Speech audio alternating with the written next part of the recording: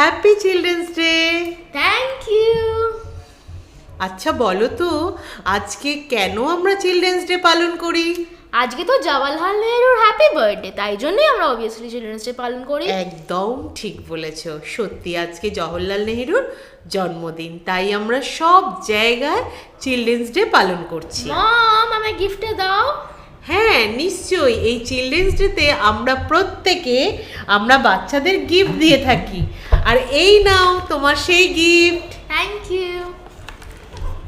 জানো বাবা, এই গিফটটা তুমি যখন খুলবে আমি জানি তুমি খুব আনন্দ পাবে, কিন্তু একটা নির্দিষ্ট সময়ের পর এই গিফটটা তোমার কিন্তু নষ্ট হয়ে যাবে।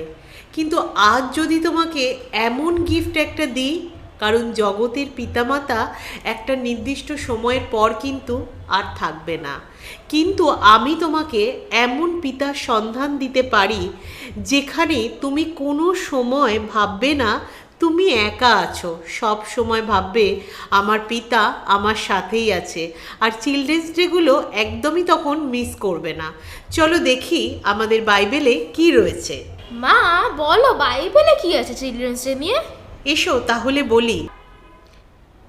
1 যোহন 3:1 দেখো, পিতা আমাদিগকে কেমন প্রেম প্রদান করিয়াছেন যে আমরা ঈশ্বরের সন্তান বলিয়া আখ্যাত হই, আর আমরা তাহাই বটে।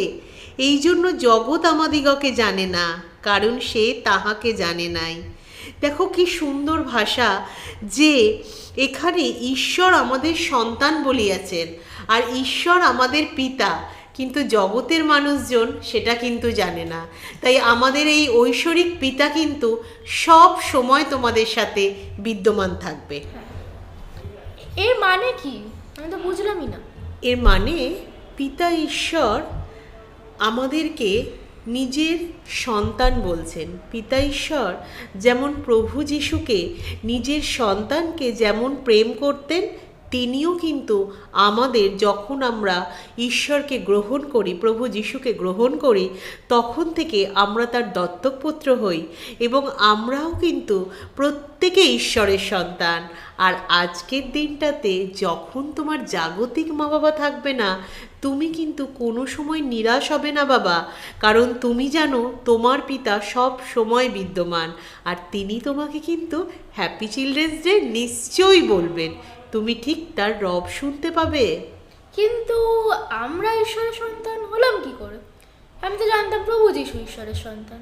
অবশ্যই প্রভু যিশু ঈশ্বরের সন্তান, একদম তুমি ঠিকই জানো, কিন্তু জানো এটা অনেক বড় গল্প। তবে ছোট করে একটু বলি, যখন আমরা পাপে নিমজ্জিত হয়েছিলাম, যখন পাপে আমাদের পিঠ ঠেকে গেছিল, তখন পিতা ঈশ্বর তার একমাত্র পুত্র প্রভু যিশুকে এই পৃথিবীতে পাঠালেন এবং সেই পৃথিবীতে তিনি মনুষ্য সন্তানরূপে জন্মগ্রহণ করলেন আর আমাদের এই পাপের ভার নিজ মাথায় নিলেন। তিনি ক্রুশে গেলেন, তিনি ক্রুশারোপিত হলেন এবং সেই যে রক্ত, সেই যে ক্রুশে যে মর্মান্তিক যন্ত্রণা, তাতে আমাদের পাপ ধুয়ে চলে যায় আর আমরা সবাই পবিত্র হয়ে যাই।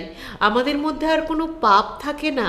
আমাদের তখনই পিতা ঈশ্বর আমাদের যে পবিত্র আত্মা দ্বারা আমরা যারা যখন প্রভু যিশুকে গ্রহণ করলাম, তখন থেকেই আমরা দত্তক সন্তান হলাম। আর আমরা কোনো সময় কিন্তু চিলড্রেন্স ডে নিয়ে মন খারাপ করব না, কারণ জগতের মা বাবা ক্ষণিকের একটা নির্দিষ্ট সময়ের পর তারা কিন্তু থাকবে না, কিন্তু আমাদের সেই ঐশ্বরিক পিতা সব সময় আমাদের ধরে রেখেছেন। হ্যাপি চিলড্রেন্স ডে সবাইকে। আমরা মনে রাখবো যে আমরা খুবই মূল্যবান ঈশ্বরের কাছে। একদম তাই, আমরা সত্যি প্রচণ্ড প্রচণ্ড মূল্যবান ঈশ্বরের কাছে। আমাদের ঈশ্বর সব সময় তার প্রেম দিয়ে আমাদের মতো সন্তানদের ধরে রেখেছেন। চলো আমরা সবাই মিলে সব সন্তানের জন্য প্রার্থনায় যাই। পবিত্র মঙ্গলময় ঈশ্বর, প্রেমময় পিতা, তোমাকে দুহাত তুলে ধন্যবাদ জানাই পিতা, আজকের এমন একটা সুন্দর দিন তুমি দেখতে দিয়েছো। হ্যাঁ পিতা, আজকে চিলড্রেন্স ডে পিতা, তুমি সেই আমাদের আত্মিক পিতা। হ্যাঁ পিতা, এইভাবেই তুমি প্রত্যেকটা সন্তানকে ধরে রেখো। প্রত্যেক সন্তান যেন তোমার শিক্ষায়, তোমার দীক্ষায় বড় হয়ে ওঠে। প্রত্যেকে যেন তোমাকে নিয়ে চলতে পারে পিতা। হ্যাঁ পিতা, তাদের অন্তরে প্রেম দাও। এখন জগতে যে সমস্ত হানাহানি চলছে পিতা, সেখান থেকে তাদের মন ফেরাও।